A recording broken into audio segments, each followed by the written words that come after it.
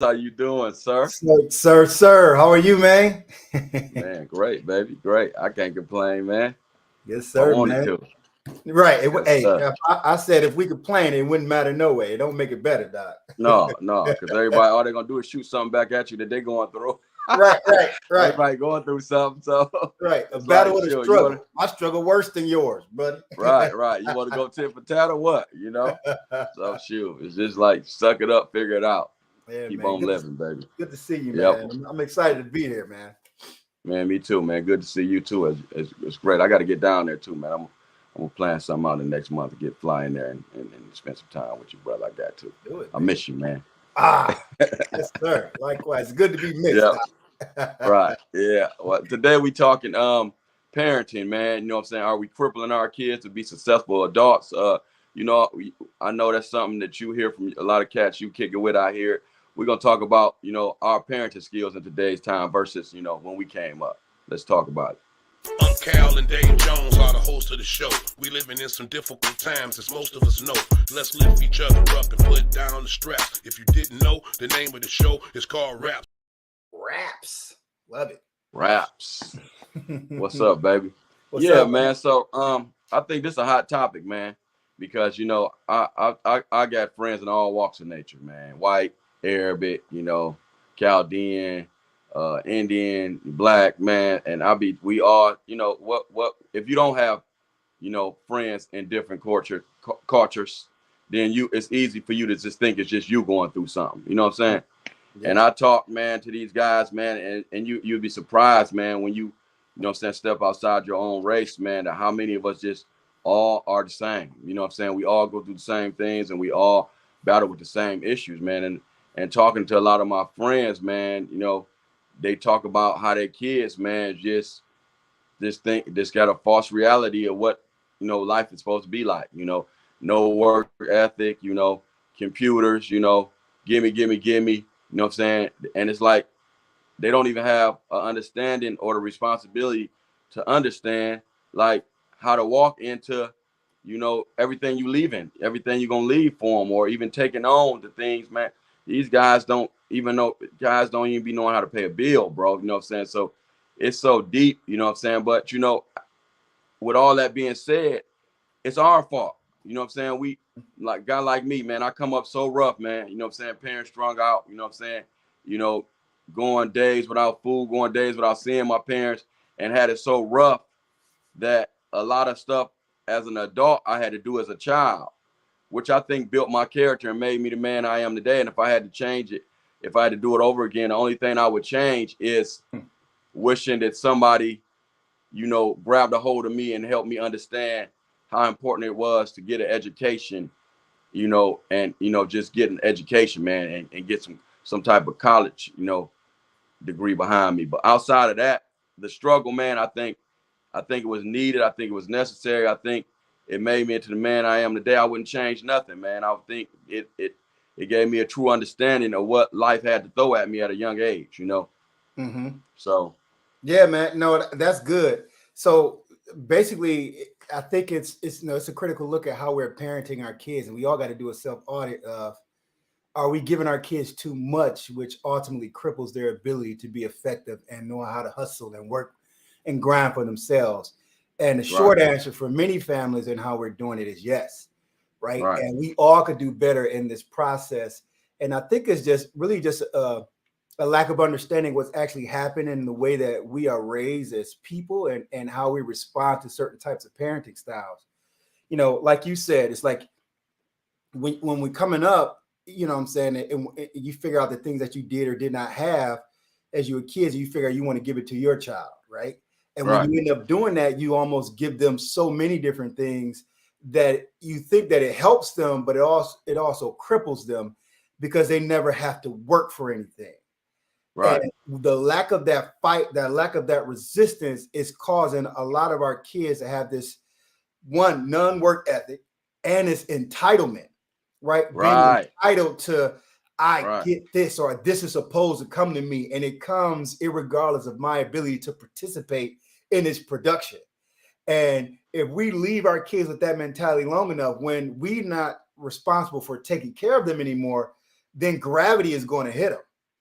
Right. and show them like, oh no, this isn't how that goes. And then we basically create with our good intentions, you know what I'm saying? We create a difficult, set of behaviors that are in the young adult that now it's hard for them to fight, to produce. And it it straddles out to this level of depression and you being needy of the society to kind of help you through. Right. I'm gonna touch on this a little bit, but I ain't gonna get too far off track because I want to stay on what we're talking about. Mm-hmm. But if you even talk about discipline and chastising, you know what I'm saying? The way that used to be done versus the way it's done now is totally different. You know what I'm saying? You can't even say nothing to people, kids. I do. You know, I'm unk, man. So I just carry myself with the old unk type mentality, man, because I'm a people's person. So, and I feel like I just know how to interact with people, you know what I'm saying? And it's just been something I've always been pretty good with. So I say something that the average person may be scared to say to a person, or just, touch on something that a person feel like ain't none of their business. But because when we get in a place in our life where when you're looking at the world and our people or people period, and it's just like you don't want what's best for them, to where you won't say nothing because it's just like, oh, it ain't got nothing to do with me, we're in trouble. You know what I'm saying? So I still, my compassion and love for people still allow me to say things, especially when it's something I'm familiar with that I done been through, or I done went, from my troubled childhood. I see a person going on the wrong road. I say, hey man, listen, that may not work out. I experienced something like this before, this, that, and the third. I talk to them. But nowadays, man, you can't even, talk to people's kids, or you can't, say nothing to these kids because it's just like, hey, mind your business. You know what I'm saying? Mm-hmm. And when we was coming up, it was like, hey, it was all of us. It was everybody on the block was a family. No matter if you went over your grandma's house, this grandma, you everybody on that over your grandma's house, on your daddy's side and your mama's side, you knew all the neighbors and they all could whoop your ass. You know what I'm saying? Mm-hmm. But nowadays it ain't like that. Everybody closed it. Go ahead. I'm sorry.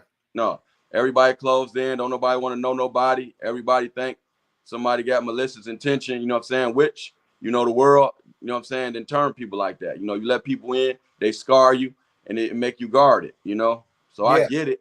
But at the same time, we still got to understand that we all in this together, and we got to work together to make sure we don't let these kids fail, give them a good shot at life. And understanding is what's going to give them the good shot, you know what I'm saying? Because a lot of their understanding is off. They think they got it understood, but they totally off. Right. And which goes back to our responsibility to be allowed to, according to principle, because y'all know this is faith and society. Our society and culture is training us or to raise our children is wrong.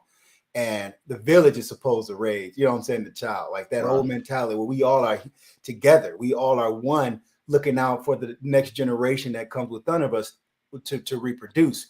There's a scripture that says, train up a child in the way that he should go. And when they old, they won't depart from it. You know what I'm saying? Right. And that's so important because there's even scientific research behind the ideology. When we know that, like when the child comes into this world, we really only have that first 7 years are the most important times of that child's life. So if you're a new parent, we're talking to you at this point, right? That first 7 years, we come in basically as unconscious and we don't have an opinion. We don't have no laws. So we come in learning the rules of money, learning the rules of people and humankind and how we're supposed to relate. And so God set it up so we come in, that the parents are to give us our thought processes. We don't come out making orders. And so if we miss that window, then we basically, that 7-8-year-old kid now has a set of ideas where they don't necessarily make all of their decisions, but they got a pretty good idea of what life is. And a lot of ideologies are actually within the child. I got a 5-year-old child.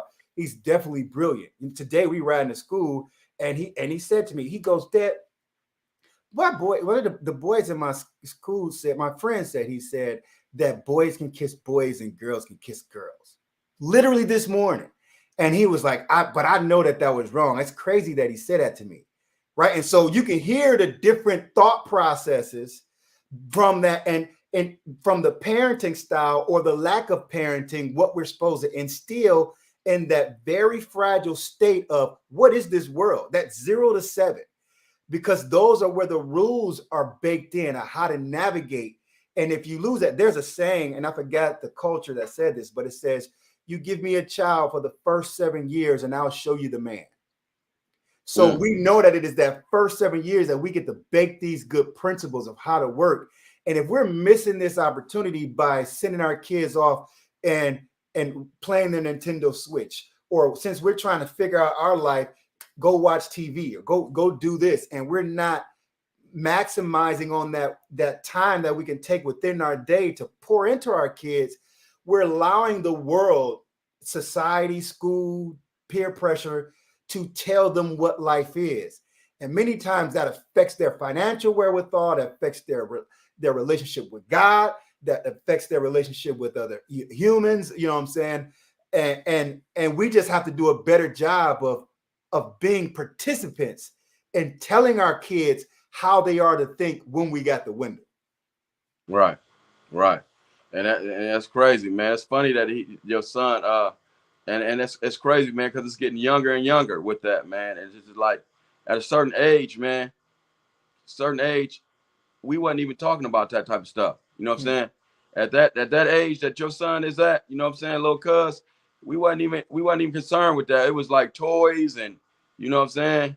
If you was even into clothes at that time, it was shocking. But it was like toys and toys. You know what I'm saying? Bikes and race car tracks, man. To be talking about kissing somebody, man, at that young of an age, man, it wasn't heard of. You know what I'm saying? Yeah. I mean, you know, you had your mature, you know, your mature little fast kids that you know what I'm saying, that would come say what he said to your son today. But for the most part, you know, that would even get you in trouble saying that. They run the T. He talking about kissing. Ooh, right. You know what I'm saying? Yeah. So, you know, that'll get you in trouble in our age. But, you know, just to see it, man, and you know, and you know, and even on TV, man, it's like you can't even get a show without seeing something about a homosexuality. And I ain't got nothing against it. You know what I'm saying? I got a few partners that's laying like that.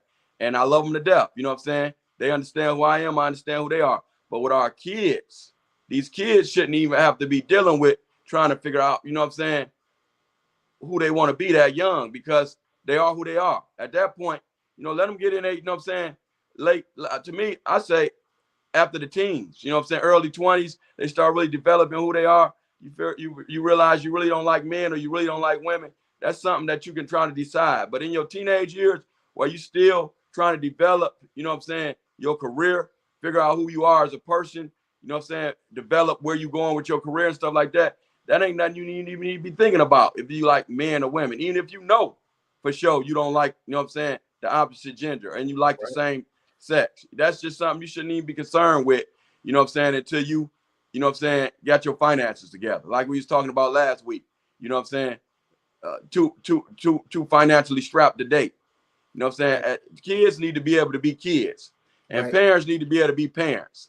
And with that being said, talking about what we're talking about, we need to be able to get these. We need to show by example to these kids what we doing. Kids need to see you getting up, going to work. You know what I'm saying? When they see you with diamonds and stuff on and the designer clothes, you know what I'm saying? They need to know that you get up every day and work hard for it. And I even tell my kids, hey, I ain't gonna cash that out. I'm the layaway king. I'm from the old school.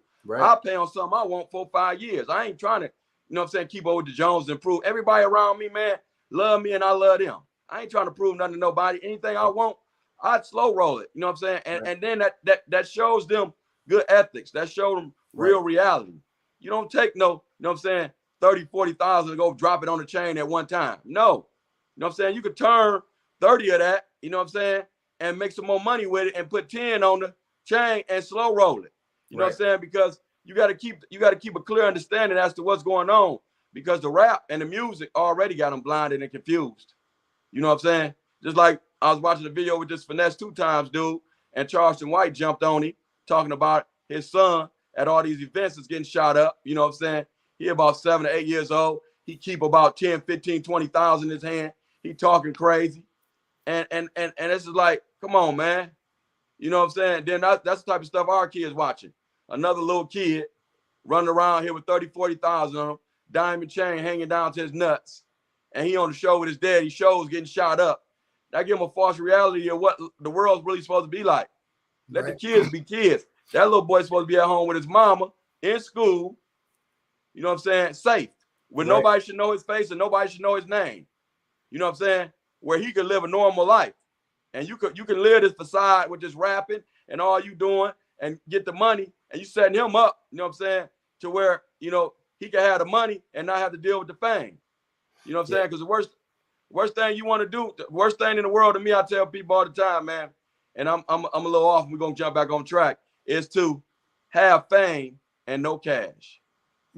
That means to go out in public, you can't even focus on getting your finances in order because somebody know who you is or always want to stop and talk to you about a hit record or something like that. And the record label has stripped you and broke you dry. You ain't got no money, but you got all the notoriety. Right. That's nuts to me. Right.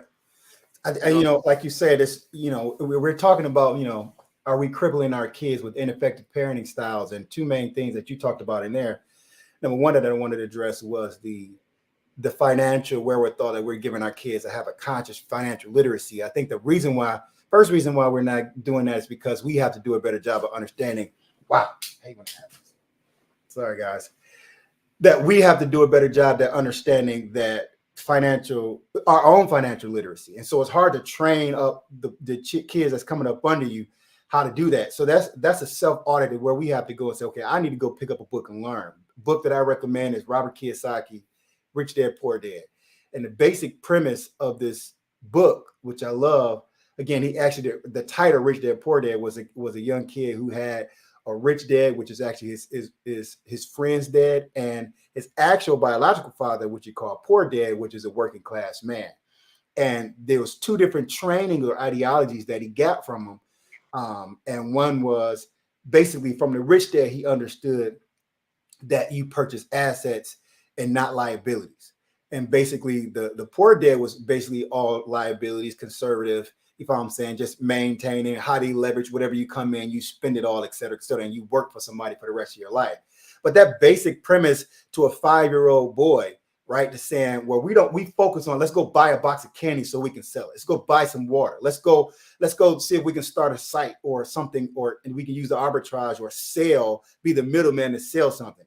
Telling or training a kid 4, 5, 6 years old, and they have the confidence at that level, because my son also is doing this.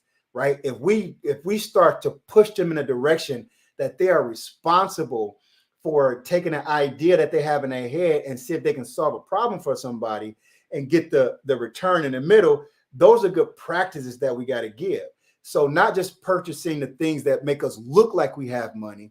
That's not effective. That's how the society trains us to do things. And that almost leads to my second point. But how can we purchase things that are better, that are going to bring an asset? Assets put money in your pocket, liability take money out, right? And so just that simple foundational principle will literally change your child's life.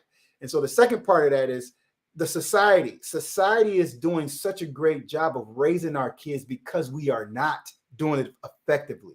So when you look at videos that are showing lavish lifestyles and basically taunting all these liabilities, whether it be gold chains, this and that, or whatever it is, this fame, that if we're not raising or training our children, the brain doesn't stop learning. So if we're having them distracted on YouTube, TikTok, all the media, all the rap, then that is, whether you want it or not, the principle is that training will begin to embed in the child, because we were made to imitate what we see. So if your child is 6, 7, 8, 9, 10, 11, 12, 13, 14, 15, and that's all that we're looking at, they're imitating this reality. So if you don't understand that and get in the middle of that and disrupt that perception that the society is training you, you will miss out on what God is telling us to. You get involved in telling financial literacy. You get involved in telling what relationships is and how to become and how to work with people or whatever it is you're doing. But just to get them to get out your way because we're distracted with our own stuff, we're really raising kids that's going to go into this world that's depressed, dependent on welfare, dependent on society, and we're really doing a disservice. So this is self-audit. How can we jump in the lives of the kid that we have? And you teach them manners. When you're talking about you, you're right. You teach them manners. Man, these kids don't say thank you. Man, they don't say they'll walk by you in a crowded store or club. They don't say excuse me. Man, listen. They like aliens, man. They don't They don't have no manners, man. They don't say Mm-hmm. thank you, excuse me, appreciate it. You welcome, nothing, man. Man, it's up to us to teach them at home. Thank you. Yeah. Good morning. How you doing? You know what I'm saying? They don't, you know, you got, man, listen, you got to spend some time with these kids, man. Spend some time with them. Like you say, man, if you don't give them the tools to go out here in the world could be handed to a child just with the right manners. Mm-hmm. I'm going to say that again. The world can be handed to a child just with the right manners. You know what I'm saying? People can tell when you was raised good, you know what I'm saying? You got good manners and you sincere about your thank yous and you appreciate, you know what I'm saying, that people doing something for you. These kids nowadays act like everything owed to them. Right. Thank you for what? Right. That's what you were supposed to do. Right. No, I ain't your mama, I ain't your daddy. Mm-hmm. I'm supposed to do nothing. You know what I'm saying? So that's the things we need to teach the kids and start at home. You make your kids tell you thank you. Yeah. You don't owe it to your kids to give them you owe them bare necessities. All that extra stuff you giving them, all them video games, all them PlayStations, all them new Jordans, you know, that little diamond pendant with their initials on it, that diamond stud in their ear, that one stud in their ear, all this extra stuff you giving them. You know, I got a couple of homeboys was telling me about the first car they brought. They brought their sons, you know, 22s and 23s, you know, but it was like, you know, it may be an Escape or it may be an Explorer or something. And I don't want this, I want a Charger. And you like, what? You telling me what you don't want and you ain't paying for nothing? Man, it'd be crazy some of the stuff I hear from some of the partners, man, that these kids, man, is just totally out of line. And it come from us not taking the time out to show them appreciation, like we were saying. Right. Hey, I'll tell them in a minute. Shelter and food. That's all you need. That's all you owe them. That's right. Everything else, you supposed to train them up in it and make sure they got them two things, and you give them a fair shot at college if they want to go, a fair shot at, you know what I'm saying, figuring out what they want to do when it's time for them to get out your household. Right. And that's all you own. So all this extra stuff, they need to understand that this is hard. This is hard work that you putting in, that you taking away from yourself. This stuff that you can go get yourself a new car. You can go get yourself a new pair of Jordans. You know what I'm saying? Yeah. But instead, you taking the love you got. Love ain't selfish. So you taking the love you got and you want to give to your kids, because if having a pair of Jordans on your shoes or having them on or off your feet is going to keep you from being distracted in school, here, let me put them on your feet. But if I'm going to put these on your feet and you still going to school acting a fool and you ain't getting good grades, then let me take them off your feet. Mm-hmm. You know what I'm saying? Because, you know, it's like cause and effect. Like when you was taking English in school. You know, we're gonna keep it real simple. You know what I'm saying? The cause and effect when you was taking the English course. Because you did a good deed and getting good grades, the effect is you being blessed with these shoes or this new PlayStation game. You know what I'm saying? But because you did bad in school, I'm stripping you from these things. You know what I'm saying? So they got to understand this stuff ain't owed to them. And I had another partner, man, I was talking to. He like, man, I'm selling all this shit. One of my partners I was talking to, you know what I'm saying? I want to say his name, but I don't do that. But he like, man, he got about 50, 60 houses. He like, man, he about to sell them all. All of them worth 100 or better. He like gonna sell them all and do what he want with the money. If he leaves some behind, then he do. I said, man, you know what? It's funny you said that. We was having a conversation. I said, it's funny you said that, man, because I was working that shop over there miserable, you know what I'm saying, on Davidson before I decided to lease it out. And I'm running it. I have my son working there. I have my daughter working there. But these kids, they techie kids. They want to get their money, and they more into the computers. They want to get their money and be able to sit down, which is, I'm fine with that. They don't want to work hard like us. But I'm saying that to say, you will build all this stuff up thinking you're trying to leave a legacy for your kids, and you'll be leaving the very thing that's going to tear them apart. This one want to sell it, don't want to be bothered with it. This one want to keep it and try to run it. Now you left this stuff behind. Now you thinking you leaving a legacy behind for your kids to have something to live off of. And what you're doing is you leaving an argument behind, and you finna tear them apart because they can't get on the same page. So one gonna be mad about the decision the other one make, but you know it, they ain't talking again. And all because you try to leave them something that you want to do, that you call yourself doing right. So when I was paying attention to that, when I was over there, I said, you know what? Your dream, your vision ain't your kid's vision. This is what the Holy Spirit dropped on me. You know, one day I'm sitting on the bars over there, just thinking about it. My daughter had quit and got another job. My son didn't really want to work up there much. And I'm like, man, I'm sitting on the bar and I'm thinking, I'm like, this ain't what they want. And I'm stressed out up here. I don't even want it. You know what I'm saying? Dealing with these mechanics and, you know, all this foolishness, you know, I ain't no mechanic. That's one thing I should have did when I was working there. So I said to myself one day, talking to God, I said, you know what? This will tear them apart. If one want to sell it, one want to keep it, they had eyes. Now the brother ain't talking to the sister. I said, you know what? I'm going to sell this stuff. I'm going to do what I want with it when I'm here. I said, the Holy Spirit dropped into me, in my spirit, life insurance policies. Get them a nice chunk of life insurance policies. Get you 2-3 life insurance policies. Get them the same amount of money, a nice chunk where they can mess up a little bit of the money. And then they could grow up and realize where they messed up at, and they still have enough to realize what they still want to do later. You know what I'm saying? All of them ain't going to make the same smart mistakes, but all of them ain't going to fail either. Right. At least you ain't leaving them assets that they're going to be fighting over. You leave them all some money. Whatever you decide to go do with your money, you go do. Whatever you decide to do with your money, you go do. Whatever you decide to go do with your money, you go do. I said that 3 times because I got 3 kids. But you leave them their own opportunity. You leave them a chance where one can't, if that one messed off his money, he can't be mad at his sister. He can't be mad at his daddy. You did that.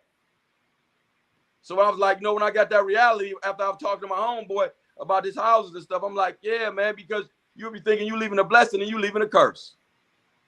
You know what I'm saying? So all that to say, man, we just got to make sure these kids got good understandings. Take these kids downtown. Show them what a registered deeds at. Take these kids downtown to the city county building. Show them how they pay taxes on that house. They 15, 16 years old. Get them up. Get them up. We at the stage where we dying. We ain't living like our grandparents. We ain't living like our parents. We dying young.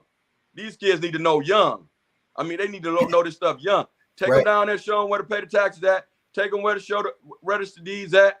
You know, show them where the water company at. These kids need to know this stuff young. 14, 15 years old. Take earlier. Start giving them that bill. Go here. Take this bill, this cash. Go in there and pay that. I'm sitting in the car. Yeah. I'm going to sit in the car. Mm-hmm. You ain't sitting in the car. I'm going to sit in the car. They need to learn this stuff, bro. We gotta train them. Practically getting involved with these kids. Yeah, I mean, the younger the better. You'd be surprised. My 5-year-old, at 4, when he was 3 at the time, I would do things with him that you would think that it's not their time, but we are intelligent beings. God did that to us, right? As smart as they can pick up them little devices and navigate through them at 2 years old, they can definitely learn little basic things like this, right? Putting the card. If I take my son, we go to the store, I have him put the card chip in there and I have him punch the number in, right? Just practical little things that get them on the mind that it takes a transaction. Where you get that money from, it starts conversations, right? So just we have to do that again, self-audit, to see how are we getting involved, as opposed to not properly raising our kids and then saying, wow, these kids ain't got no manners, they don't got no sense.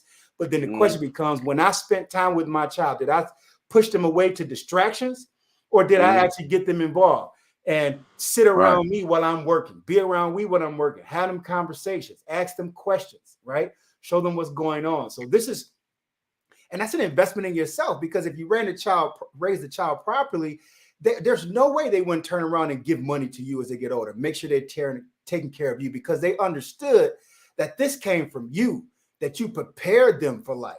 Right. And then when they're able to develop resources, they're going to make sure you're straight if you run into a bad season. That's what we do with our parents, and vice versa. Right. And so it's just a revolving thing. I want to close my statement with this, because we talked about, this is the raps, willingly responding as people should. And we like to give you perspectives and principles that allow us to properly, as a culture and as a people, how to do life properly and get out of these oppressive states. But we're talking about how we may have crippled our kids by not knowing how to properly raise them. Here's a conceptual thing that I came across. It says, hard times create a strong man. Strong men create good times. Good times create weak men. And weak men create hard times. That's a cycle. I'm going to say it again.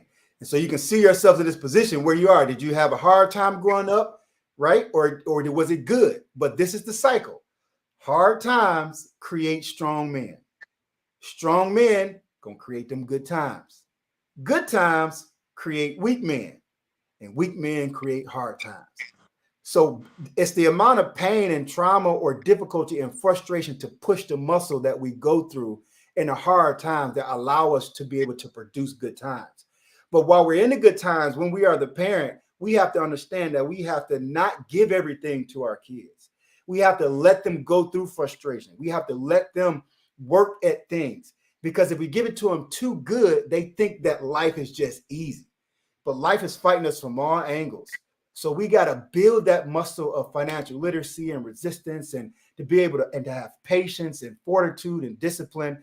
We have to give that character to our kids. If not, the good times we think we're giving them with all the shoes, the clothes, the houses, the entitlement, you're creating weak individuals, and they will in turn have to create a hard time because they can't produce. That's why I'm unk, baby. You know what I'm saying? Because the kids ain't messed up. We failing them. You know what I'm saying? We ain't giving them. We ain't giving them what they need. You know what I'm saying?